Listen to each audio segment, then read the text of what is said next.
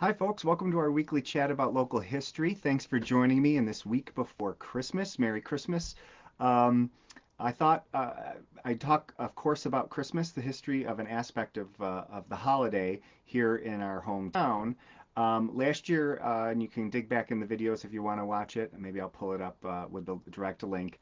Again, all these videos are available on YouTube as well as the Facebook Lives that we do each week. Last year I talked about Christmas decorating. There's an interesting history of decorating and how certain decorations are chosen. And every couple of years, there was a thought that the decorations had gotten a little old or drab, and they'd come up with a new civic committee and the amount of work that went into all the decorating.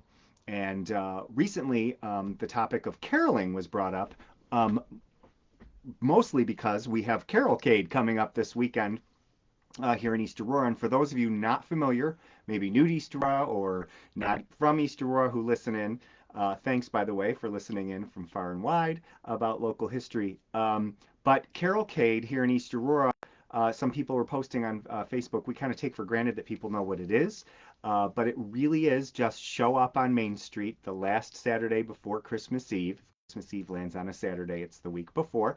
And a couple thousand of us sing. I have the pleasure, since 2005, of being the Master of Ceremonies. I have a very dear connection personally to, I really love Carolcade. I really love Christmas in East Aurora.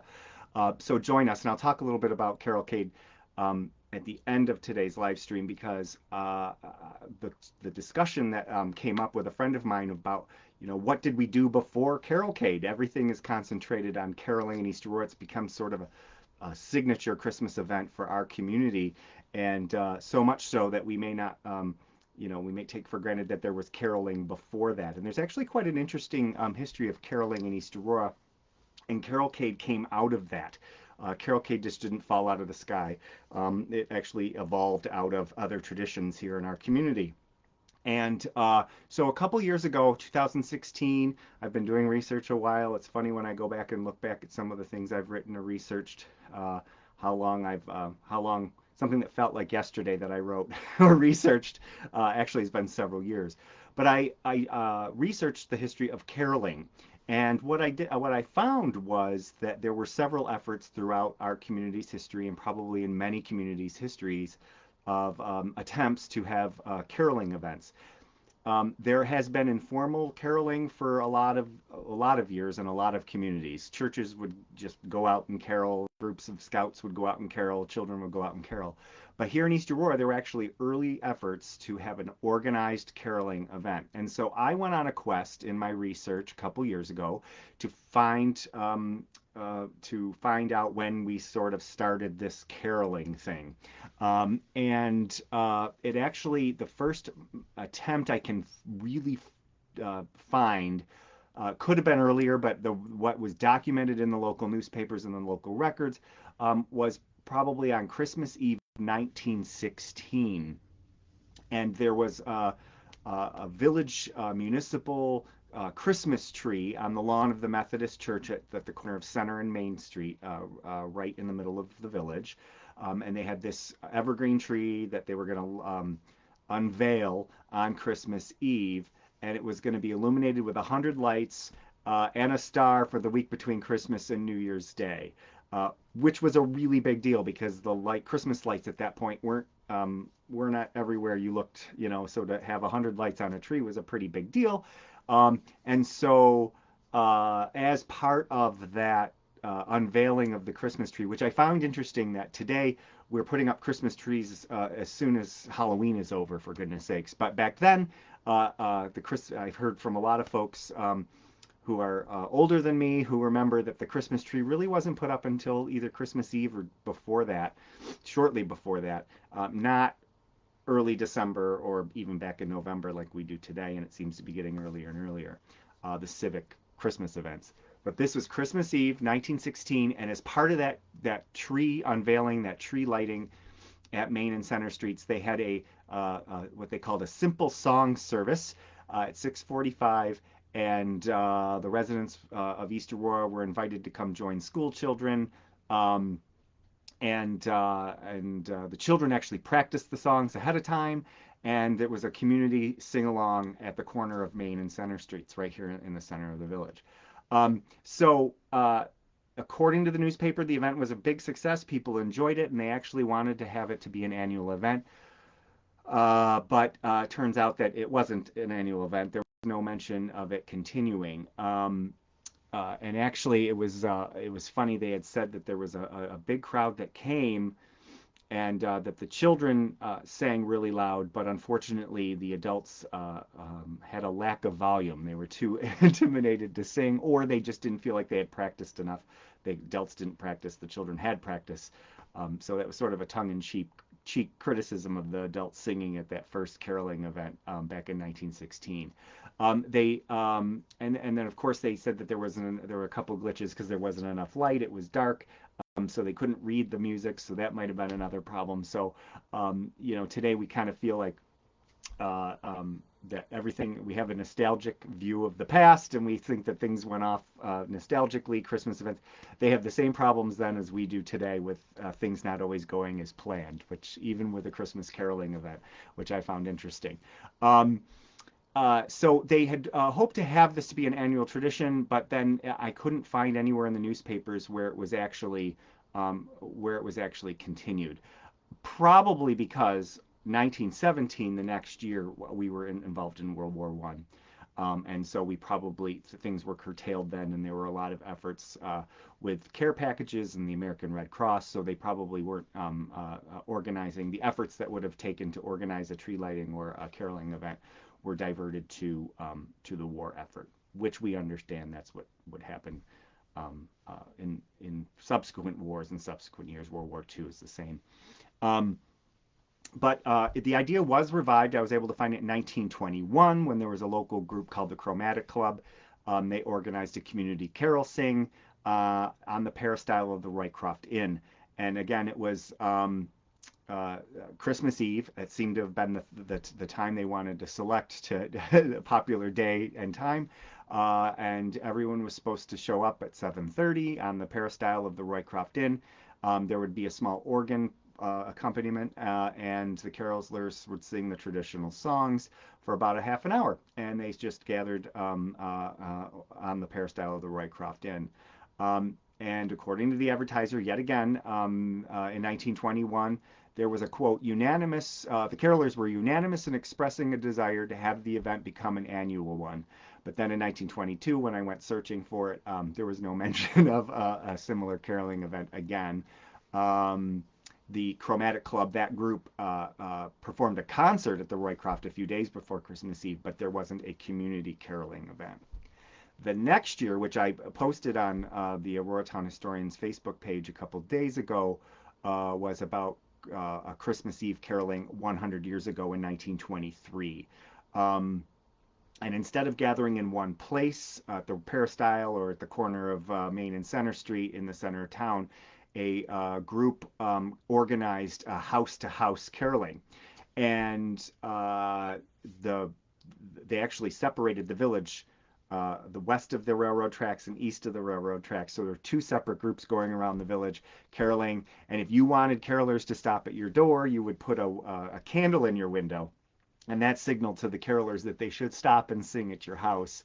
Um, and they would go around, and it was held early enough. They did it about an hour. They were going to go beginning at 7 p.m. And the newspaper was, and the organizers of the event were very quick to note that you would be home by 8:15, 8:30, so you could enjoy your family's Christmas Eve, so that this caroling event wouldn't interrupt your own Christmas Eve events. So that was 100 years ago. They went around town caroling. Again, they said they had hoped to make it a true community event, and wanted it to be an annual event. But again, in 1924 and beyond, I was not able to find any other mention of Christmas caroling, organized Christmas caroling. So it seemed like that was just a one-off event in 1923. Um, Several decades after that, between World War I and World War II, there were several attempts. This happened in many communities, not just here in East Aurora, to have caroling celebrations, formal caroling celebrations. In 1946, for instance, there were choirs from local churches gathered on the lawn of the Masonic Temple on Main Street, sing along, and those didn't become annual tradition. That was just a one-off. Um, so the idea of a annual event sticking, an annual Christmas caroling event actually sticking and becoming an annual thing, didn't come along until Carolcade, actually. And the event actually started in 1968. We talk about this a lot, so I sometimes take for granted that people know about it, but there are people new to the community. Um, and it started in 1968, where the Vidlers 5 and 10, put a classified advertising. Actually, this in 1968 was when the Girl Scouts showed up, unannounced, and were singing in the aisles of Vidlers. And Mr. Vidler was so impressed that he gave a box of candy to the group. And then the next year, they placed an ad in the paper, actually a small classified ad in the Easter Advertiser, encouraging people to show up, groups of carolers to show up at the Vidler store. Um, Anytime during the Christmas season, and then any bona fide group that was singing in the aisles of Vidlers that showed up would get a box of candy from Vidlers for showing up and caroling. Well, in 1973, they decided, so it evolved out of this Carolcade to have it on one night, the Saturday before Christmas Eve. And so in 1973, so 50 years ago, and this year will be the 51st. We celebrated the 50th last year. So 50 years ago, they gathered on Main Street, a couple hundred people, but they put an ad in the paper, and a civic group with the Vidlers involved. They called it Carolcade. Ed Vidler told me at one point, before he passed away, that it was the combination of caroling and parade, and it became Carolcade.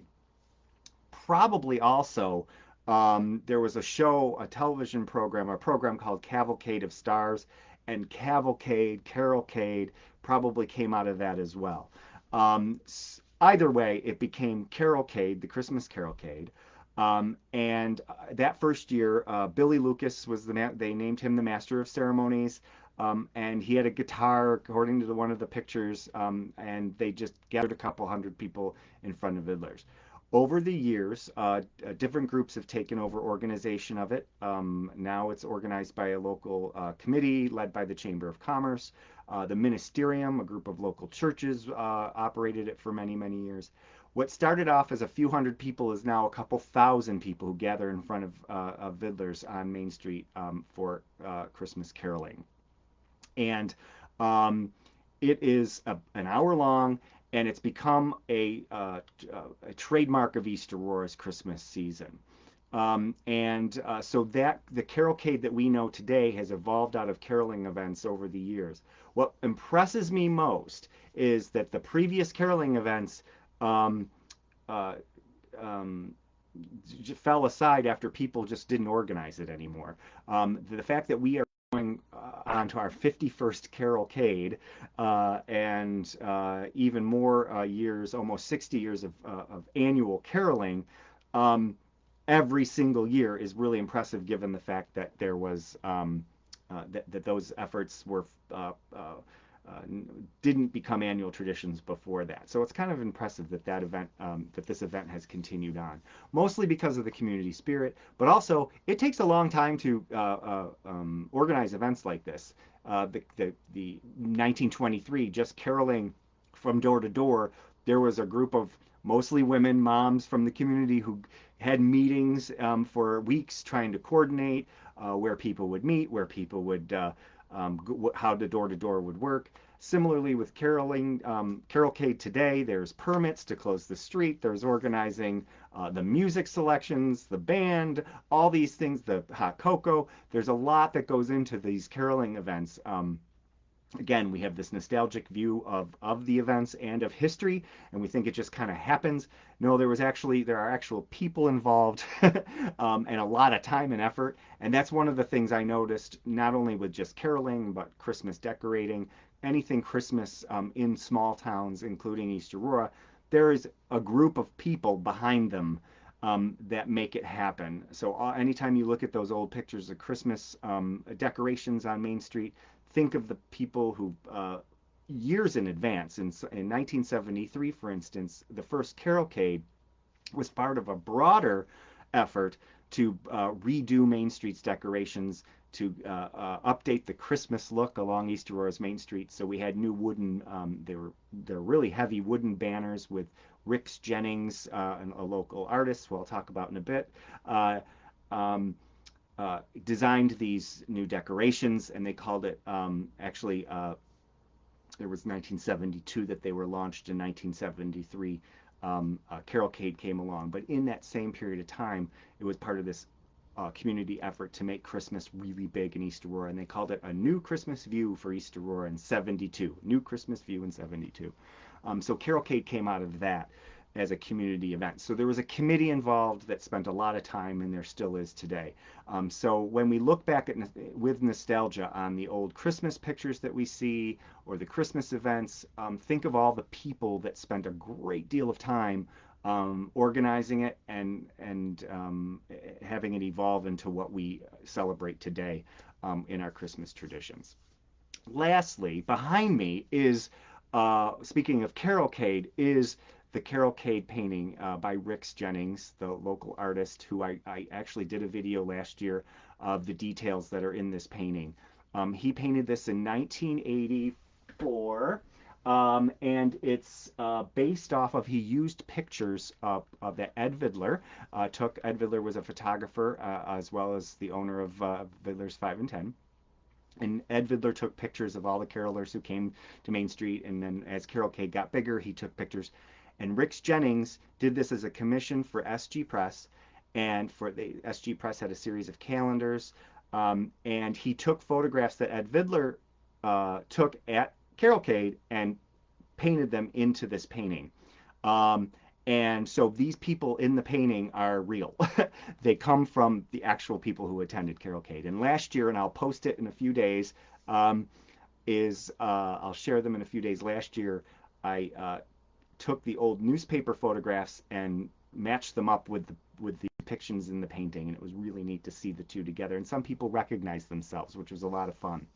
Um, uh, we became caretakers, owners of this painting a few years ago when it came up for auction, and I'm thrilled, just given my position as the master of ceremonies and huge lover of Carolcade, to have this, to enjoy this painting. So I wanted to share it with you today as we talked about the history of caroling in East Aurora. Rick Jennings is son of a Roycrofter. And I've talked about him before. One of my favorite artists. I call him the Norman Rockwell of East Aurora. He lots of paintings out there by him, murals at the town hall depicting the town's history, the town logo, the village logo, the Aurora Arsenal logo. There's just a lot of things that he did for our community through his artwork. The banners that are currently on Main Street were inspired by the designs that he created in 1972 for the banners on Main Street, for the Christmas banners. So Rick Jennings is just synonymous with the nostalgia that we have for East Aurora, and he captured scenes of East Aurora's history. You've seen him all over. You've seen him on Facebook. You've seen him, his artwork around. So I'm thrilled that I'm able to share this painting that we get to enjoy in our home, that I brought up into my office today. It's usually not here. It has better lighting. But I wanted to share it with you today, and I will share, as we get closer to Christmas, some more of the old pictures and videos that I had shown before. So Carolcade has become a trademark of East Aurora's Christmas, but it came out of lots of other caroling traditions before that, and we want to thank everyone before that who kept the spirit of Christmas alive here in our community. So thank you so much for joining me. Thank you for all the support you give these videos that I do. This was a project I started a year and a couple months ago, and I didn't know how well it would go. And I'm getting stopped at the grocery store in comments with ideas for for topics. I like to get to talk about my research a little bit, so thank you so much for letting me talk about history. Again, if you have any comments about Christmas, caroling, or otherwise, about East Aurora or small town, hometown history, even if it's not related to East Aurora, pop it in the comments or send me a private message, and I'll try to get back to you. Thank you again for keeping history alive, and Merry Christmas. We'll see you next time.